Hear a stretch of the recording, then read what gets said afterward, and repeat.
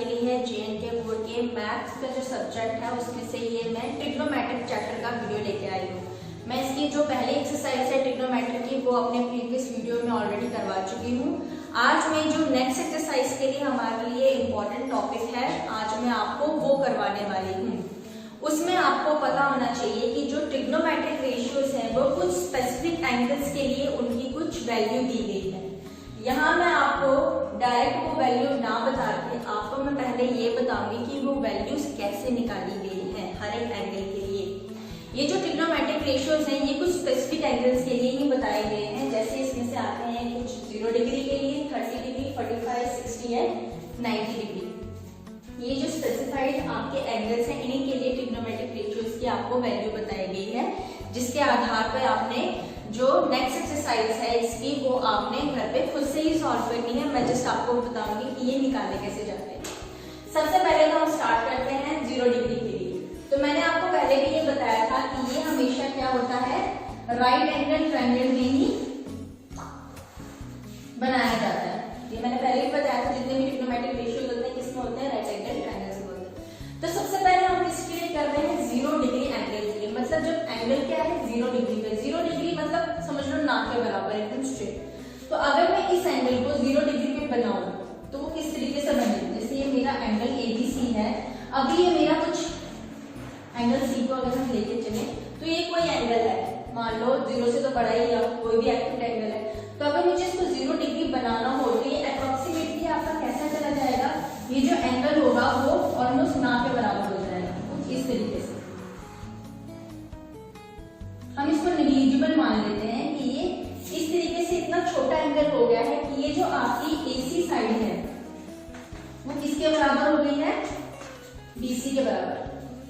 ठीक है, ये जो AC साइड है, जो ऊपर वाली साइड है और BC क्या है, एकदम मिल गए हैं, क्योंकि 0 डिग्री एंगल कितना है, ऑब्वियसली बिल्कुल स्ट्रेट लाइन हो जाएंगे, तो ये दोनों एकदम मिल गए हैं और AC BC के बराबर हो गया। और ये जो आपकी साइड थी AB ये क्या हो गई है, 0 के बराबर हो गई। ठीक है, तो ये हम इन साइड्स को 1 यूनिट के बराबर ले लेते हैं और ये जो हमारी AB साइड है वो क्या है, 0 के बराबर हो गई है, हमने ये एब्सॉल्व किया है। तो ये हमारा ट्रायंगल है, आप स्टार्टिंग में लिख भी सकते हैं, let ABC is a right angle triangle,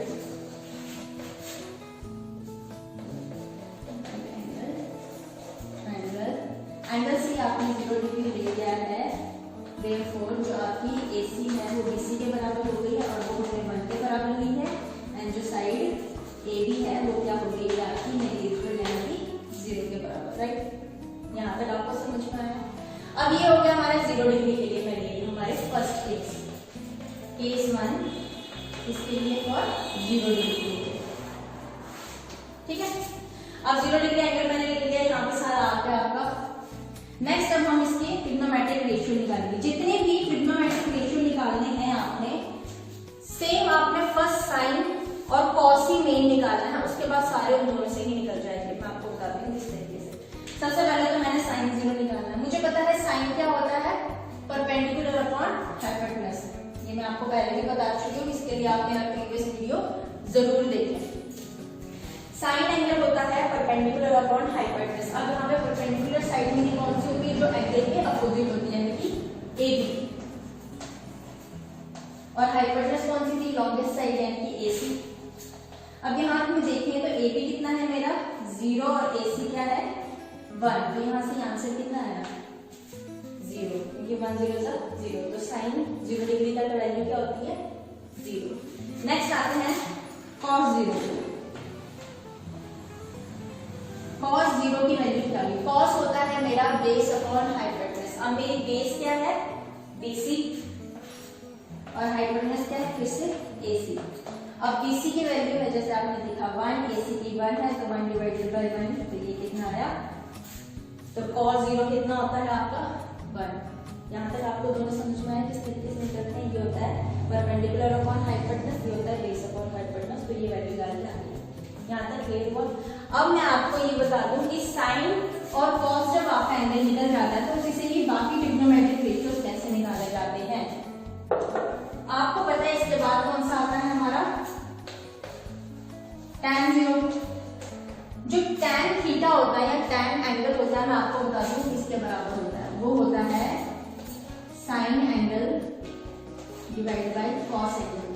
ये इसकी वैल्यू होती है, यानी कि tan थीटा होता है sin अपॉन cos। तो ये सिंपल है। तो sin थीटा की जो वैल्यू है, sin 0 आया है मेरा 0 और ये आया है 1, तो देन ये भी कितना होगा, किसके बराबर, 0 के बराबर आ गया tan की वैल्यू। अब मेरे पास ये तीनों वैल्यू आ गई और नेक्स्ट जो मेरी वैल्यू बचती है कौन कौन सी होती है, cosec, sec एंड cot। तो ये 0 डिग्री निकालने के लिए आपको मैंने पहले ही बताया है कि cosec किसका रेसिप्रोकल होता है, sin का। तो ये क्या हो जाएगा, 1 अपॉन साइन 0 डिग्री। तो 1 अपॉन साइन 0 मेरा 0 आया था। मैं आपको बता दूं कि बेस में अगर कभी भी 0 होता है तो उसका आंसर कभी भी 0 नहीं होता है, ठीक है, क्योंकि अगर आपका डिनोमिनेटर में 0 है दैट मींस जो ये है ये क्या है, नॉट डिफाइंड है।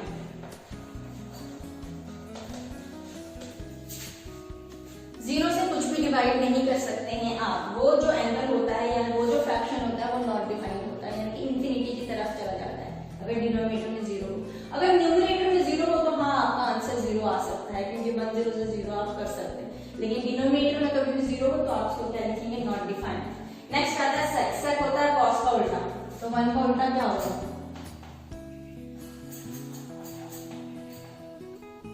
1 का उल्टा 1, राइट। नेक्स्ट कॉट होता है tan का रेसिप्रोकल। तो ये आया है 0, अगर मैं इसका भी रेसिप्रोकल, इसको मैं डायरेक्ट ना करके ऐसे लिख देती हूँ, tan 0 डिग्री। अब इसका रेसिप्रोकल क्या होगा, 1/0। तो फिर से ये क्या हो गया आपका, नॉट डिफाइंड। इस तरीके से आपके 0 डिग्री के लिए सारी वैल्यूज आके आई होप आपको समझ में आएगा। इसी सेम तरीके से हमने किसका निकालना है, 90 डिग्री का। हर एक एंगल का मैं बारी बारी निकालूंगी, पर मैं ये चाहती हूं कि मैं सिर्फ साइन और कॉस निकालूं और ये बाकी सब आप खुद निकालें। आपको तरीका पता चल गया कैसे निकालना है। tan के लिए आपने साइन और कॉस की वैल्यूज को डिवाइड करना है। cosec होता है साइन का रेसिप्रोकल, sec होता है कॉस का रेसिप्रोकल एंड cot होता है tan का रेसिप्रोकल, ठीक है। ये चीज ना भूले, अगर डिवाइड में नीचे 0 आता है तो उसका आंसर क्या हो जाता है, नॉट डिफाइंड, ठीक है। तो मैं बारी बारी आपको सिर्फ साइन एंगल और कॉस एंगल का निकाल के बताऊंगी और बाकी सब आपने खुद करना है। तो नेक्स्ट करते हैं अब 90 डिग्री के लिए।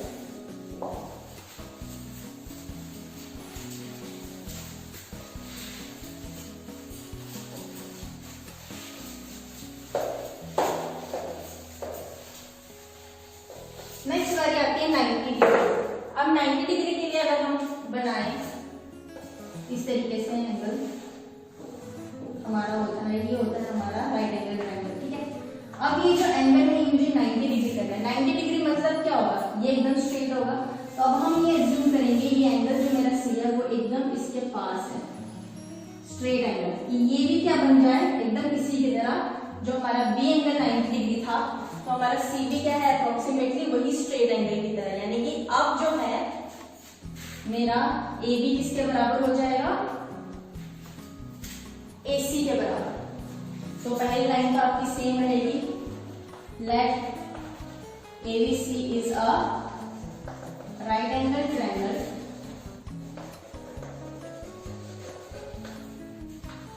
वेयर क्या हो जाएगा आपका, AB है अब AC के बराबर, जिसको हम क्या एज्यूम करेंगे, वैल्यू 1। और ये जो BC है ये क्या हो गया हमारा, नेग्लिजिबल के बराबर हो गया। तो BC की वैल्यू क्या होगी मेरी, 0, ठीक है, क्योंकि ये एकदम ही छिप गया है। अगर मैं देखूं ये दोनों एक दूसरे को ओवरलैप कर रहे हैं 90 डिग्री बनाने के लिए, तो ये तो BC एकदम ना के बराबर है। जस्ट आपको पता चले कि BC है यहाँ पे, ये भी एक साइड है, इसके लिए मैंने यहाँ पे छोटा सा आपको दिखाया। नेक्स्ट सिमिलरली अब हम निकालेंगे साइन 90 डिग्री। सेम है, साइन क्या होता है, परपेंडिकुलर अपॉन हाइपोटेनस। अब ये एंगल तो मेरा यही है, एंगल के अपोजिट वाला क्या होती है, साइड।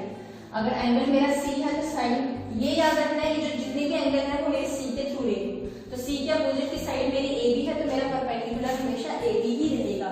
तो AB परपेंडिकुलर है और हाइपोटेनस क्या है मेरा, AC। अब A की वैल्यू 1 है, इसकी भी 1 है, तो साइन 90 डिग्री की वैल्यू कितनी आ जाती है, 1। इसी तरीके से cos 90 डिग्री कितनी आ जाएगी, cos होता है आपका BC अपॉन AC यानी कि बेस अपॉन हाइपोटेनस। तो BC अब आपका क्या है 0, AC 1 आगे 0। इस तरीके से मैंने ये दो निकाल दी। अब बाकी आप जितने भी ट्रिग्नोमेट्रिक रेशियो बाकी बचते हैं आप सेम फॉर्मूले से सेम तरीके से निकालेंगे। मूव ऑन करते हैं अब हम नेक्स्ट एंगल्स के लिए।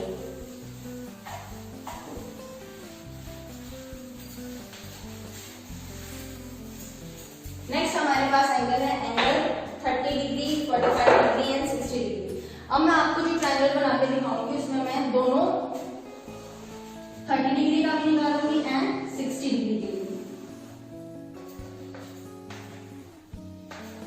इस तरीके से। तो यहाँ हम अज्यूम करेंगे, यहाँ मैं 30 डिग्री एंड 60 डिग्री बोथ के लिए निकालती हूँ, ठीक है। लेट ABC इज एन क्या है ये इक्विलेटरल ट्रायंगल। ये मैंने एक ABC जो है इक्विलेटरल ट्रायंगल लिया है। इक्विलेटरल ट्रायंगल किसे कहते हैं, जिसकी तीनों साइड इक्वल होती हैं। अगर तीनों साइड इक्वल हो तो उसके एंगल्स भी क्या होंगे हमारे, अगर मान लो तीनों साइड में A ले लूं तो इसके एंगल्स भी कितने होते हैं सारे 60 डिग्री होते हैं। था हमारा इक्विलेटरल ट्रायंगल। नाउ हमने एक कंस्ट्रक्शन करनी है यहाँ पे, ड्रॉ a perpendicular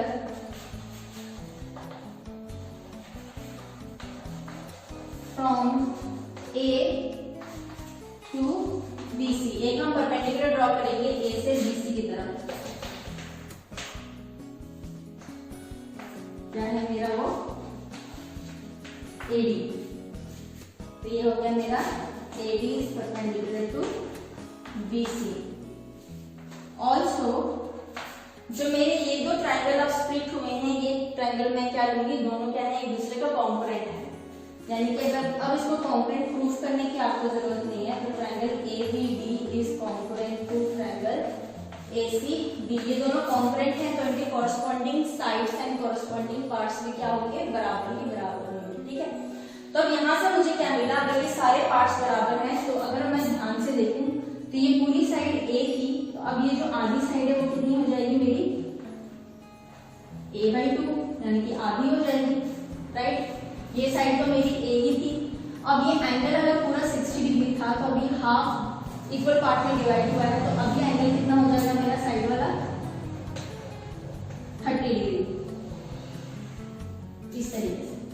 तो हमारे पास एंगल BAD हो गया 30 डिग्री एंड एंगल ABD हो गया कितना 60 डिग्री। ये है मेरे पास 30 डिग्री का, ये है मेरे पास 60 डिग्री का। अब मैं सिर्फ इसी ट्रायंगल में आपको दोनों की वैल्यू निकाल के बताऊंगी कि किस तरीके से आएगी 30 डिग्री के लिए भी और 60 डिग्री के लिए। तो मैं ये पूरा रब कर देती हूँ और सिर्फ मैं अपना ये आधा ट्रायंगल रखती हूँ यहाँ पे, ताकि आपको इजीली पता चले कि कैसे अब ये ट्रिग्नोमेट्रिक रेशियोज की वैल्यू निकलेगी। यहाँ तक आई होप आपको समझ में आ जाएगा। नेक्स्ट सबसे पहले हम निकालेंगे फॉर एंगल 30 डिग्री।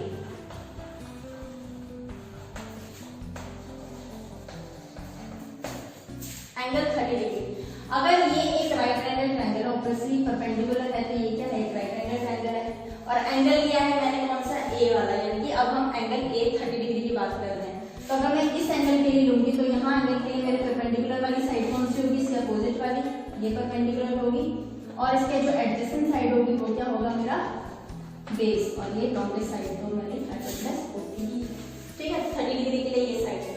अब यहाँ पे मुझे तीनों साइड की वैल्यू पता होना जरूरी है। मेरे पास दो साइड की वैल्यू है, मुझे A और A/2, लेकिन इस साइड की नहीं है। तो यहाँ हम क्या यूज करेंगे,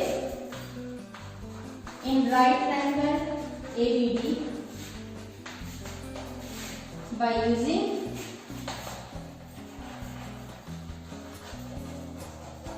Pythagoras थ्योरम। यहाँ पे हम क्या यूज करेंगे, पाइथागोरस थ्योरम, राइट। अब पाइथागोरस थ्योरम अगर मैंने यूज की तो क्या होता है, AB हाइपोटेनस का स्क्वायर इज इक्वल टू बाकी दोनों साइड्स के स्क्वायर का प्लस, हाइपोटेनस है मेरा A² AD मुझे निकालना है प्लस BD क्या है a/2 का होल स्क्वायर। तो यहाँ से मुझे मिला a स्क्वायर AD का square plus a square by 2 का स्क्वायर क्या होता है 4। अगर मुझे AD स्क्वायर निकालना है तो ये टर्म मुझे a स्क्वायर में से माइनस करनी पड़ेगी। तो AD स्क्वायर क्या हुआ मेरा a square minus a square upon 4। यहाँ पे आप एलसीएम लेंगे, ये हो जाएगा आपका 4a square minus a square upon 4। ये कितना आया 3a स्क्वायर अपॉन 4। आगे करेंगे। अब मुझे AD निकालना है, तो जब स्क्वायर हटता है तो इस तरफ क्या आता है under root 3a square upon 4। इस तरीके से आता है। अब मुझे पता है कि 3 का रूट तो होता नहीं है, तो ये रूट तो 3 के ऊपर ही रहेगा। a स्क्वायर है तो स्क्वायर और रूट कट गया तो बचा सिर्फ a, और 4 का रूट क्या होता है 2। तो AD की वैल्यू कितनी आई मेरी रूट 3 a अपॉन 2। ये आ गई इस साइड की वैल्यू। इस तरीके से हमने ये भी निकाल लिया। नेक्स्ट आपका डायरेक्टली आप इसमें पुट कीजिए sine 30 degree and cos 30 degree की वैल्यू। यहाँ पे साइन 30 डिग्री मेरा क्या आता है परपेंडिकुलर अपॉन हाइपोटेनस। यहाँ पे मेरा परपेंडिकुलर है BD और हाइपोटेनस है AB। तो BD की वैल्यू है a अपॉन 2 और हाइपोटेनस की वैल्यू क्या है a। यहाँ पे ये क्या आया a अपॉन, जो भी डिवाइड में चला जाएगा तो क्या बन जाएगा 2a, कैंसिल 1 अपॉन 2। ठीक है। उसी तरीके से अगर मैं cos 30 निकालू तो cos 30 क्या होता है बेस अपॉन हाइपोटेनस, यानी कि AD अपॉन AB। ये हो जाएगा root 3a upon 2 divide by hypotenuse AB का क्या है a। तो रूट 3a डिवाइड बाई ये 2 है तो ये बेस में चला जाएगा 2a रूट 3 बाई 2। यानी कॉस की वैल्यू साइन भी निकाल लिया, कॉस भी निकाल लिया, बाकी ट्रिग्नोमेट्रिक रेशियोज आप इजीली निकाल सकते हैं। नेक्स्ट आता है 60 डिग्री के लिए। इसी में से डायरेक्ट अब हमने साइड तो निकाल ली है, अब डायरेक्ट हम 60 डिग्री आराम से निकाल सकते हैं। 60 डिग्री के लिए बस मेरी साइड चेंज रहेगी। एंगल ये है तो ये क्या बन जाएगा मेरा परपेंडिकुलर वाली साइड, और ये क्या बन जाएगी मेरी बेस वाली साइड। बस ये चेंज आएगी इसमें। सेम साइन 60 डिग्री अब क्या होता है मेरा परपेंडिकुलर अपॉन हाइपोटेनस, ये हो जाएगा AD अपॉन AB। तो यहाँ मेरा root 3a upon 2 upon a root 3a upon 2a, ये कितनी वैल्यू आएगी रूट 3/2। सिमिलरली cos 60 डिग्री के लिए कितना आएगा, यहाँ पे आएगा बेस BD अपॉन AB, यानी कि a/2 upon a upon 2a cancel किया तो इसकी वैल्यू कितनी है 1 अपॉन 2। और यही यूज करके आपने बाकी ट्रिग्नोमेट्रिक रेशियोज निकालने हैं फॉर द एंगल 60 डिग्री। यहाँ पे मेरा खत्म होता है एंगल 60 डिग्री के लिए। अब मेरे पास सिर्फ एक लास्ट एंगल बचता है, वो क्या है angle 45।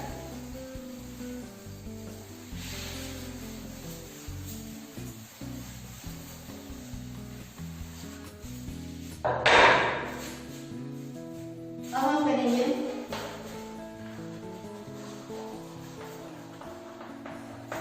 For angle 45 degree. 45 degree के लिए अब क्या बनेगा इसका। अब यहाँ पर सिमिलर है, एक ट्रायंगल है मेरा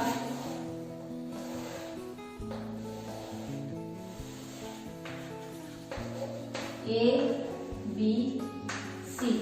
अगर मैं इसमें से एक एंगल 45 डिग्री लेती हूँ तो इसमें क्या होगा, ये तो सिंपली आपका राइट एंगल नहीं बनेगा, इसमें ट्रायंगल भी करने की जरूरत नहीं। हम अगर सिंपली एक राइट एंगल बना दे, let ABC is the right angle triangle, right angle let B। ABC एक राइट एंगल ट्रायंगल है और राइट एंगल है B, और हम ले रहे हैं कि क्या है AB is equal to BC। ठीक है, ये हम अज्यूम करते हैं। Let ABC is a right angle triangle at B where AB है BC के बराबर, जिसकी वैल्यू क्या है A। अगर AB और BC अगर सेम होते हैं तो हमारे पास एक थ्योरम है, equal sides have equal angles opposite to them। ये हमारी ट्रायंगल की प्रॉपर्टी होती है, एक थ्योरम होता है कि अगर कोई भी दो साइड इक्वल होती है तो उनके अपोजिट के एंगल भी क्या होते हैं, बराबर। इस साइड का अपोजिट एंगल है ए और इस साइड का अपोजिट एंगल है B. That means A B और ए सी भी क्या होंगे, सॉरी ए एंगल ए किसके बराबर होगा, एंगल सी के। अगर दोनों एंगल बराबर हैं तो हम अगर एंगल सम प्रॉपर्टी से करें तो ये दोनों एंगल कितने एंगल के निकलेंगे, 45 डिग्री एंड 45 डिग्री, क्योंकि तीनों एंगल्स का सम कितना होता है, 180। तो ये तो ऑलरेडी 90 का है, तो ये क्या निकलेंगे मेरे 45 और 45। तो इस तरीके से मेरा एंगल तो निकल गया 45। अब एंगल यहाँ पे मेरा 45 आ गया। अब आपने सिंपली ये वाली साइड निकाली है, ये ए है, ये ए है, ये वाली साइड निकाली है बाय यूजिंग पाइथागोरस थ्योरम।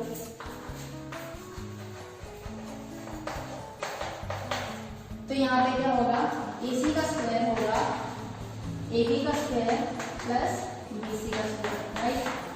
तो AC स्क्वायर आपका निकलेगा A square plus A square, ये आएगा 2A स्क्वायर। तो AC का क्या बनेगा आपका, √2A स्क्वायर। अब √2 की वैल्यू होगी तो ये √2 के ऊपर ही रहेगा और A स्क्वायर क्या आ जाएगा बाहर। तो आपकी AC की वैल्यू कितनी आई, √2A। निकल गई आपकी AC की वैल्यू, सारी साइड्स की वैल्यू आ गई है। नाउ आप ट्रिग्नोमेट्रिक रेशियोज की वैल्यू निकालें। सबसे पहले हम निकालेंगे sin 45 डिग्री। यहाँ एंगल मैंने C लिया है तो इसके हिसाब से ये मेरा परपेंडिकुलर है, ये बेस है और ये हाइपोटेनस है। तो साइन क्या होता है, परपेंडिकुलर अपॉन हाइपोटेनस, यानी कि AB upon AC, A upon √2A। यहाँ कितना बचा, 1/√2। Similarly cos 45 degree, base upon hypotenuse, BC upon AC। तो यहाँ पे भी सेम है आपका A अपॉन √2A, BC की वैल्यू क्या आएगी आपकी सेम, 1/√2। सिमिलर तरीके से आप tan थीटा, कोसेक, सेक और कॉट निकाल सकते हैं। तो ये था ट्रिग्नोमेट्रिक वैल्यू निकालने का। मैं चाहती हूँ आप इसका टेबल भी एक बनाएं, हर एक टेबल में हर एक वैल्यू निकाल के।